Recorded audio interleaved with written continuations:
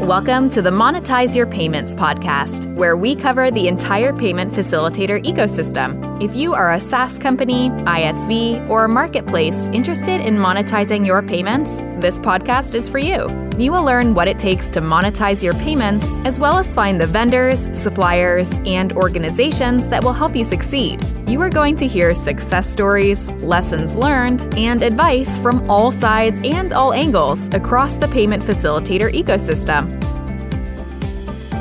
We are a software company first and foremost. Payments is what we call internally a multiplier for us. It allows us to do more things with and for our customers. So as first and foremost a software company, we had to deliver better payments-related functionality into the field.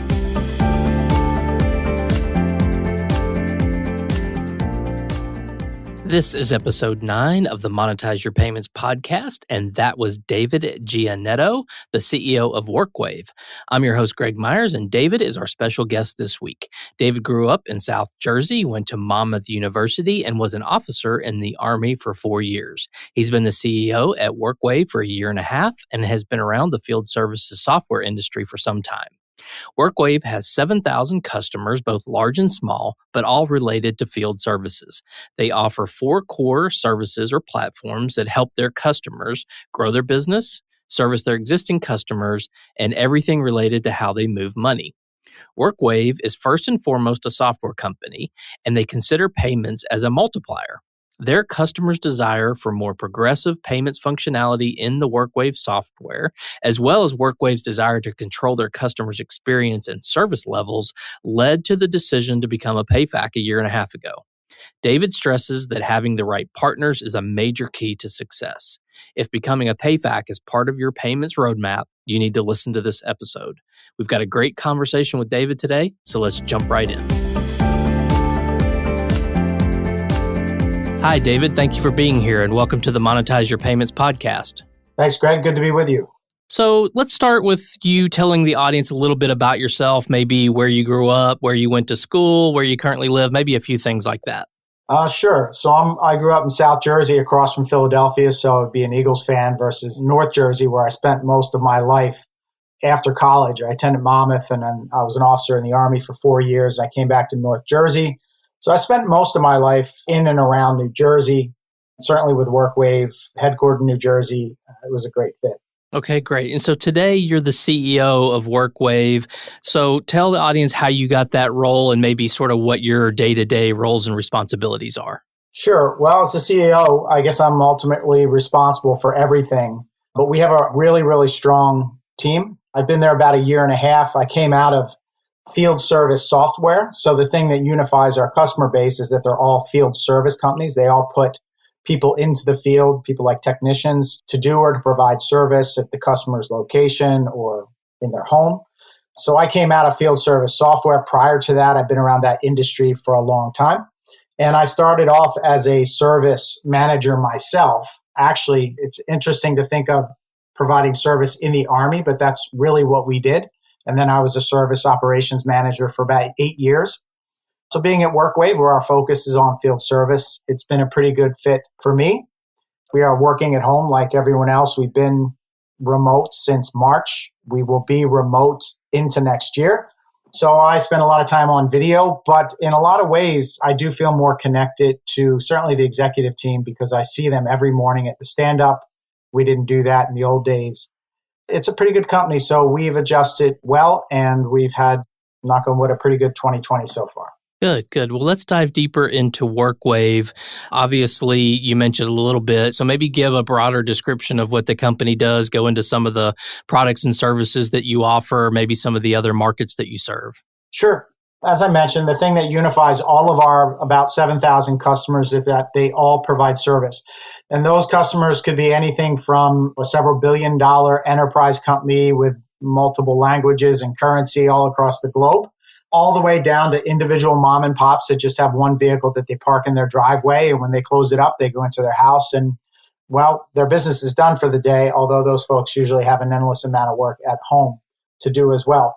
We offer 4 different platforms, 4 different core technologies, all oriented towards those same industries. which include for us last mile. So that's pickup and delivery service in local geographies. And we use those 4 platforms, or we help our customers use those 4 platforms in order to do 3 things. One is to grow their business, help them get new customers, and help them get repeat services from existing customers. So think of that as marketing and sales type related functionality and technology. We help them service those customers because they're all field service companies. And then we help them with everything that has to do with the movement of their money. And that's what drove us into becoming a payment facilitator. We've been one for about a year and a half now. It was a very bumpy road for us, partially because we are the first payment facilitator in the field service software industry. So we're treading some new ground for a company like WorkWave. But we're a very young company, very aggressive company, even though we actually have been around for 40 years. But the spirit, the culture of WorkWave is very young, very aggressive, willing to tackle new challenges. So it's been a real difficult journey for us, but incredibly enlightening. And what we're finding that we can now do on behalf of our customers is really, really powerful. Okay. Well, that's a good segue into the next section, which is really all about what this podcast is about, which is really monetizing payments. Let's just start at the beginning and maybe describe for the audience how WorkWave helps your customers with payments. Sure. So we always had what we would call integrated payments functionality, and then we just passed it off through a gateway, and it would be the normal revenue referral model that so many companies are familiar with one of the big payment processors. We were always tied to WorldPay, even back before we became a payfac. So we had all of that integrated into our 4 platforms, and our customers would take payments when the technicians were out in the field. If they were doing business in someone's home, it's very common to take a credit card, so they would do that. And then they would put that card on file, and they would run all additional, let's say, recurrent or repeat services from that credit card on file.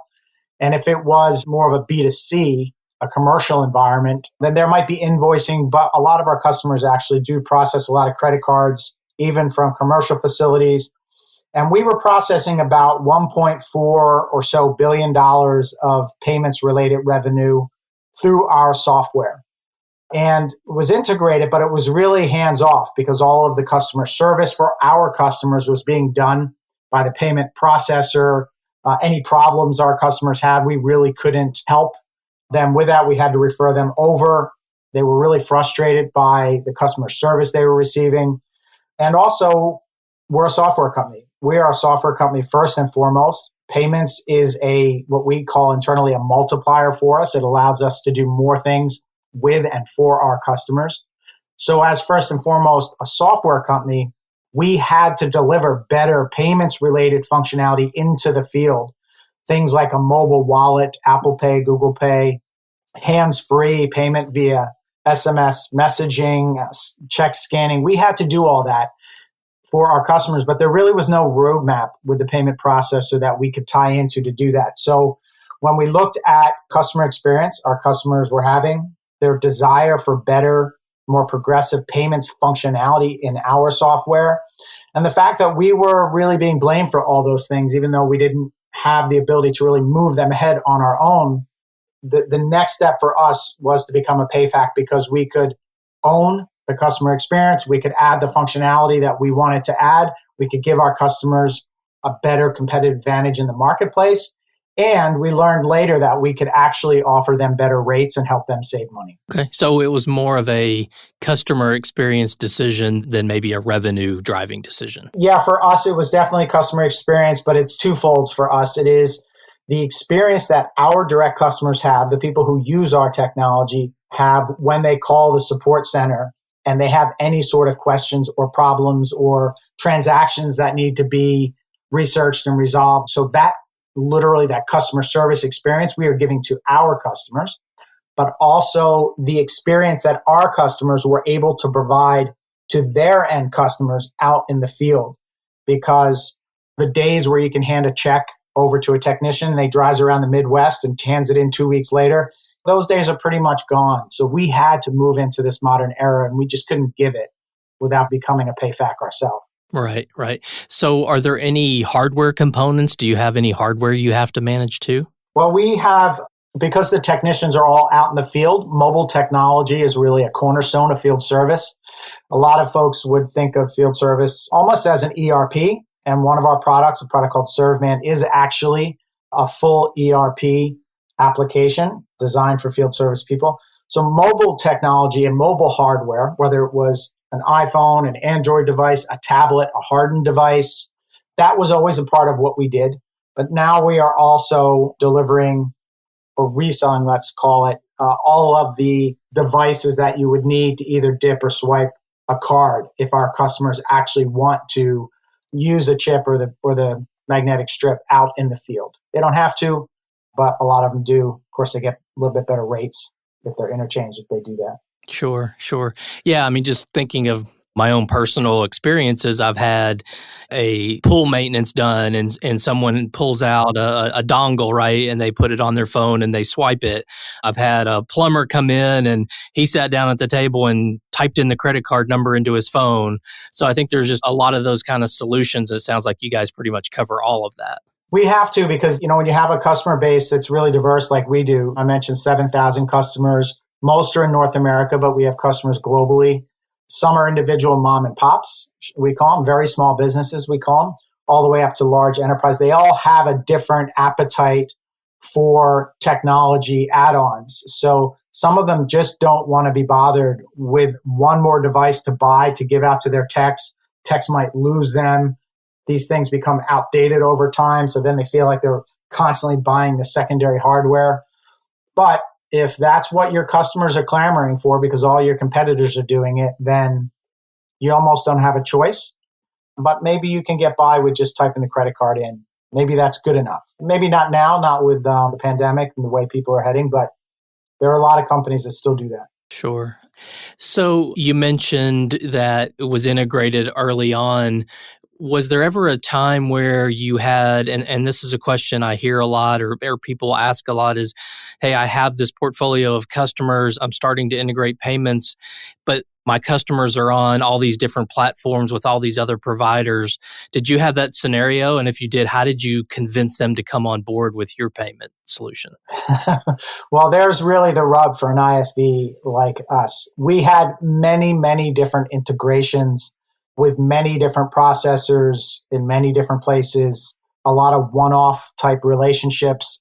It all started the same in our mobile technology. All the interfaces were perhaps the same, but it went in so many directions after that we are really still in the process of closing down all these extra paths that we really don't want to exist out of our software.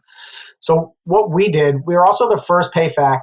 There's others that have done it, but we're one of the first that have mass migrated a $1.4 billion book of business at one time over the course of, let's say, 6 months. And we still have, thousands of other customers that are on these secondary processing methods that we will eventually do away with. But what we did is we had our book of business, all the customers that added up to 1.4 billion. Sometime around the end of last year, we launched WorkWave Payments. And we opened it up and we started looking at the rates. That's where we found that we could actually save our customers money. Now, many payfacs need that money in order to run their business. That is their business. For us as a software company, it is really a slider of how much profitability do you want on your payments product. We know that our software is inherently more profitable for us, but we viewed ourselves as a software company where payments was just a multiplier. It was secondary. So we passed on a lot of the savings to our customers and we were able to get them better rates. And that brought a whole group of early adopters on board. And when we did that, we started really learning about payments. We thought we knew payments. We quickly learned we didn't. We had a lot of struggles. We realized that we had chosen some very bad partners in the beginning. Their platform just wasn't where it needed to be. So that really caused a huge negative impact on our company. Because remember, we got in this because we were going to improve their experience. And then when we started struggling with the middleware that we had selected, it really undermined it. So we spent a lot of time getting our act together. We changed all of our partners. We built the direct integration ourselves back into the payment processor, picked up some better partners. And then we relaunched in March with the V2 platform. the pandemic hit. And like many companies, we faced this decision of, what are you going to do to protect your workforce? You have to reduce costs because of it's uncertainty. You don't know what's going to happen. So reduce your costs, but you don't want to lose your employees. You want to protect them if you can. So one of the decisions we made as a company early this year, around the April timeframe, is that we were going to force migrate all customers. And we simply went to them and we said, look, we know that you're not comfortable with the fact that we are going to force you to migrate onto WorkWave Payments if you want your payments experience to be integrated into our 4 platforms. But we have to do it because this significantly reduces our costs as a company. And it's a way for me to protect all of my employees because I can bring costs down via this method versus letting people go. And there was a lot of opposition to it, but I think we felt pretty good about it because for 90% of our customer base, we were saving them money. We were giving them more money into their bottom line than they could have gotten on their own simply because we chose to become a payfac and we passed on those savings to them. And there was a group of customers who had negotiated very aggressively and had low rates. So we forced all of our customers to come over into WorkWave Payments. They didn't have to, but to not have an integrated payment experience can be really challenging on a company. So they had other options, but to be fair, they weren't very good options. And they all came over. We have just a few stragglers left, other gateway stragglers left that will come over between now and, say, Thanksgiving. And then we'll have our customer base over and we will go attack some of these the non-integrated payments customers that we have and see if they will understand the value proposition that we now have to offer. Okay. It's interesting because one of my prior podcast episodes, there was a software company who sort of did the exact opposite. They decided they're going to lead with payments and make their money on payments and not charge for software. So it's kind of interesting just the choices that software companies have to make when you start looking at payments, right? So it's kind of interesting to think about that way. Let's talk a little bit about your need for this payments expertise. And you sort of realized, even though you'd been down the path a little bit, that you didn't quite know as much as you needed to know. How did you go about finding that experience or learning? What was that sort of like? Yeah, I think that was the biggest issue for us, really. We went and did let's call it a light RFP. But, we had the payment processing relationship. We were listening to their advice. We did hire independent consultants. And they helped us with the partner selection process for what I would call the payments middleware platform. So we did what we felt like was our due diligence. And WorkWave went out and hired a payments expert. I hadn't joined just yet. I've been there about a year and a half now.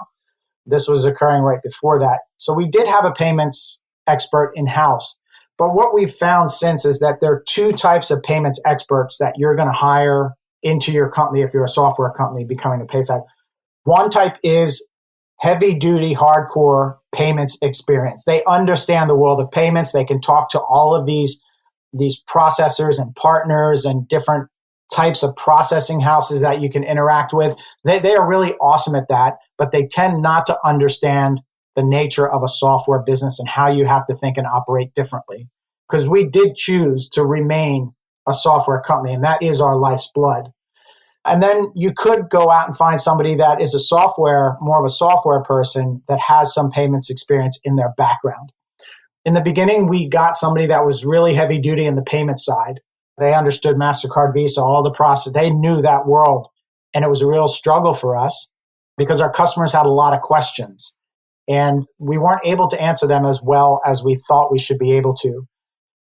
And it turned out that a lot of the recommendations that were made to us really weren't great recommendations. I think if you're becoming a payfac, the thing to remember is that in the payments universe, all of these folks know each other. If you're in a room with people who are pitching you, there's different partners in the room, chances are these people know each other. And if they don't know each other, they're 1 degree of separation from knowing each other.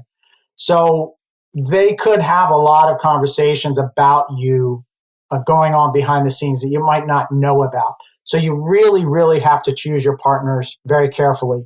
And if you can get a payments person in-house that understands the world of payments and understands software, we have that now in WorkWave. And now we have a team that has crossed some tough territory in payments and has learned so much that we can really look in the dark corners better. That's what you need. You got to marry software with true payments expertise and have both sides of it.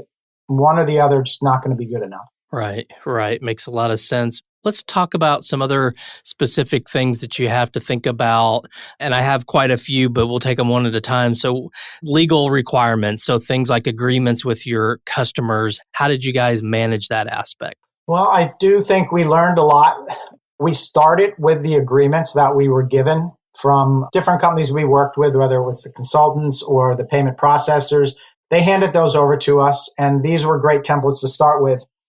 We have a great GC. It's not the same guy now that we had then. Now we have an internal GC that is much more experienced in payments. And we have a partner, an outside counsel who is really deep on payments and has been through a lot of this before. But I think the thing that we didn't understand in the beginning, because we took these very standard contracts that payment processors used, and we gave them to our software customers, just as like the T's and C's, we didn't know enough in the beginning to rewrite them in ways that our customers would find much, much more friendly. There was just a lot of stuff in there that was very normal in the payments world that our customers were just scared by. And we didn't have to have that stuff in there. All we did is we took the same concepts, used lawyers that understood the software world and payments enough to translate it into terms our customers would understand. And once we got there, we were able to attach it to our normal contracts and make signing up for what we call WorkWave Payments a much more seamless experience. The only thing that really then stands out is the need to collect KYC data and stuff from these customers. You have to go through that process. But you can make the contracts more seamless if you translate them into the type of terms that your customer base is familiar with. That was a little tough for us in the beginning. Sure. I meant to ask this earlier, but you said you came out with the WorkWave Payments as its own kind of brand name. Was there logic to use payments in a different way, and that's why you came up with your sort of own branded name, or why was that decision made? Well, we kind of operate off of a concept that we have 4 core platforms. I mentioned ServeMan. We have WorkWave Service. We have PestPack, which is the dominant software in the pest control industry. And then we have what's called Route Manager. And those are the 4 pieces of software that our customers would buy from us. But once they buy that, what they then do with us is they start to build out all of the other functionality they need in their company, because our customers would choose really to only come to us as their trusted partner. If half of our customers are small businesses, they don't have IT shops. They want the simplest amount of IT possible, software, hardware, anything, because they're service people. They're not business people in the sense that they spend a tremendous amount of time researching technology and what it can do for a company. They understand service inside and out, and we help them with the running of the business. They are used to, in our world, after they have one of our 4 platforms, going out and then signing up for WorkWave marketing, right? They might sign up for WorkWave websites where we build their websites. And then we have marketing, which is lead generation and campaign management. We help them with their Google placement, all their ads on any of the platforms. We provide the software that allows them to manage their online reviews or customer satisfaction surveys. So they're familiar already with buying other components for us that attach directly into the main platform. Things like business analytics or WorkWave forms management. So WorkWave Payments was a way to show our customer base that this is our payments initiative. You can sign up for this, and in this program, these are all the things that you can do with it, all the advantages it brings to you. And it helps us communicate more easily to our customers what that bundle is and what they can get if they sign up for it. Okay, that makes a lot of sense. Let's go back to some of the challenges that software companies sometimes run into. And this one is a big one, and it has a lot of different facets to it, but the amount of risk that you take on when you become a payfac. So can you talk about your view on the risk? And that can run the gamut from reputational risk to payment risk to all the other risks out there. So a little bit about your view on software companies like you guys taking on the risk in the payments world. Sure. It wasn't what I expected going into it, because I admittedly didn't come from a payments background myself. I expected let's call it transactional risk to be high, people not paying, bad debt, things like that. That's what I understood from other times in my career.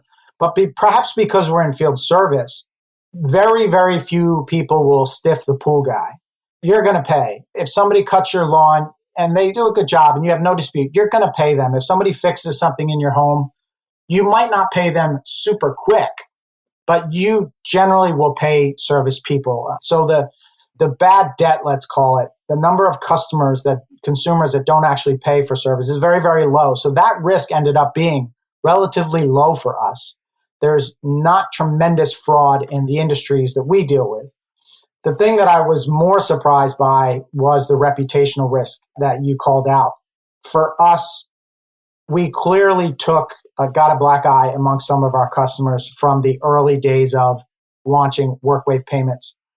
And it's any time that somebody in the chain of processing payments, for us, it was a middleware company, anytime they fail in any way, the customer's not looking at it like, oh, that middleware company failed. They're looking at it like as if WorkWave failed. Because we did. We're selling this service. They expect it to work. This is their money. They expect it to move properly, to be accounted for properly, to balance, right? So it's on us. But you have to pick partners that are really good partners, that are open with you, honest with you. They're not selling you vaporware. And if you go back a year and a half, payments wasn't what it is now. The platforms are getting better. We were a vehicle to help grow a platform, build a platform. We just didn't know that's what we were being used for at the time. So I would really start managing the reputational risk very, very early on. If you have the luxury to get into it slower, to really allow the process to run with some beta clients, let it run as long as you can. The more you are pressured to start producing revenue growth and profit off of your payfac, that's when your risk starts to go up for reputational damage, because you won't really have pressure tested or load tested that whole process quickly enough. And I am personally still to this day surprised by how many different things or paths money can take and fees that can pop up on unique situations that occur when you talk about processing payments. And it only takes one customer blowing up for that customer to think that they can't trust you moving their money, because it's money. And this is the lifeblood. Cash flow is critical, especially to small business. So you have to I would be a lot more sensitive to that if I could be going back and doing it again. Yeah. And we live in a day and age where someone's complaint can go viral, and it's just so easy for that to happen these days. So, yeah. So totally get it there. Let's talk about security and PCI. What was your experience like there? Our overall security was always okay because we're fully in the cloud. We are a true multi-tenant SaaS company. Like 99% of our revenue is recurrent. So as software companies go, we're pretty leading edge already. So we felt pretty good about overall security. We were not PCI compliant to the level that we were required to be. So we had a huge initiative to get all of our software platforms and the infrastructure up to PCI compliance. And I think it's the right thing. If you're going to be a payfac, you have to do it, but it's really the right thing for your company anyway. Security is one of those things like insurance that you kind of don't want to pay more for than you have to, but when something happens, boy, do you wish you had thought of that ahead of time. Right. And our customers didn't really appreciate the massive lift to get truly PCI compliant, not just looking PCI compliant, but really taking it to heart, trying to build the software the right way, very robust. There's nothing in that for your customer. So you're not going to get patted on the back. You're only going to get in trouble when your security fails. So that was a big drain too, a very necessary drain and part of a good infrastructure in your software, but don't expect a lot of thank yous for it. Yeah, that's pretty much summarizes PCI, right? It's a good analogy. One of the things that we see from a lot of these providers in the industry is either it seems to be two ends of the spectrum, and I don't know what the right answer is. So I'm going to lean on your expertise here. It can take weeks or months, or it can take years. It can cost you $1,000 or $100,000. It can cost you $2 million. What would your sort of advice be to companies that are thinking about this and I'm not asking you for exact numbers from your perspective, but just general guidelines on timing and expense and those kinds of things? Well, I think it's not going to be a very satisfying answer, but I really feel that if you've been down this road, you know it's the answer. In software deployments, large complex software deployments, sometimes your best customer is a customer that already tried to do it with a different vendor and failed miserably, because then they come to you and they appreciate the challenge that they're up against. So it's kind of that same situation where if you haven't gone down this road, it might not be that satisfying of an answer, but to me, it is the key that unlocks keeping the cost as low as possible, limiting your reputational damage, getting up and running as soon as possible. All those things to me are driven by one thing, and that is choosing a partner. Because if you're going to be a payfac, you have to choose a partner. Probably you need one somewhere in your middleware. Now, we've built more of it in the second iteration than we had before. And you need a payment processor. You might need more than one if you're global, like we are. So picking the right partner is, to me, the single most impactful decision you will make on all of those things that you mentioned that result in hard costs. We lost millions of dollars. We missed our financial budget, our forecast and budget for 2019 because of WorkWave Payments and the struggles we had. And we would have missed again in 2020 had we not taken on the hardship of changing out our partners, because we were live and up and running on that second platform in, I don't know, certainly less than 90 days, probably 60 days, whereas it took us over a year to get anything live on the previous platform. So make sure that you pick a partner that when you sit down and you look them in the eye, that you can trust them, that they're talking about where the software is going. Make sure there's no vaporware in there. And remember, all these folks know each other, so references are challenging. Talk to customers who've been down the road. Listen for them to tell you where your partner messed up, where they had problems, where something wasn't delivered on time, or they had a system failure. Have them tell you how they responded to that. Were they honest about it? Did they go into root cause analysis? Did it occur repeatedly? All those type of things are the questions you really have to ask. And I think if you don't understand the payments world, you don't know how to ask those up front. But if you're a software company coming into this like we were, the thing to remember is that the partners you pick, other than maybe your payment processor, any middleware partners, they are software companies. Most of them think that they're payments companies, but they are not. They are building software. And most of them don't go build good, robust software platforms in the terms that we think about it in the software world, right? That's what we know and what we do well. If we had just shifted our mindset in the beginning and approached it like, hey, we're partnering with another software company.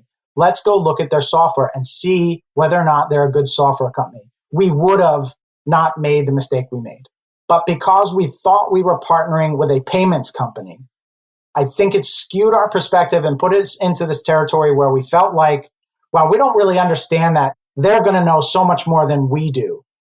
And that's actually not what it's about. It's about whether or not the software is bulletproof, it can perform under load, it's well designed, whether or not they have proper quality in place, whether or not they are following a good process lifecycle. It's more fundamental than that. So I put it out there because I think we didn't do it. We didn't have that right mindset about it. But I hope that maybe some of the listeners will say, this is not such a foreign world. It's a software. Let's look at, is this quality software or not? When it fails, what happens? So that's where I would come from on that. Okay.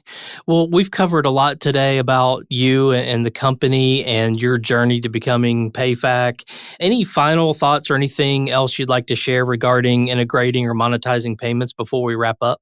We're at this place where becoming a payfac is behind us now. So we have this tendency to feel like we're at the end of the process and now we're a payfac. But really, really, really what we're thinking in-house now is this is just the end of the beginning, because now we are looking at what is possible.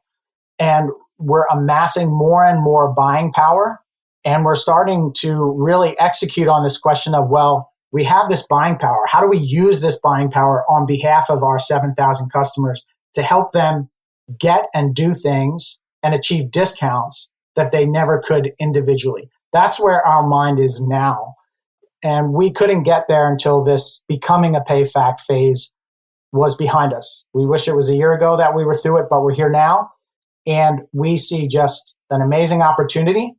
And I think the payments universe is going to be vastly different just a couple of years from now and so much more customer oriented. And I hope that we're helping it become that. Great. What would be the best way for people listening to learn more about WorkWave and what you do? Sure. Well, workwave.com is certainly the easiest. If you're a small business, you can connect to us on Facebook. We have a group there. Certainly the company page is there. Some of the larger businesses might use LinkedIn to grab us. We're very active there. But just jump over to workwave.com and reach out to us. And we're happy to talk to anyone that either is looking, of course, for support as a field service company, but we're also happy to talk to anyone who's trying to become a payfac and help them down this road. There should be a real camaraderie for us software payfacs. Great. Well, David, thank you so much for being on the show today. I really appreciate your time and everything you shared today. It was great talking with you. Thank you for having me, Greg.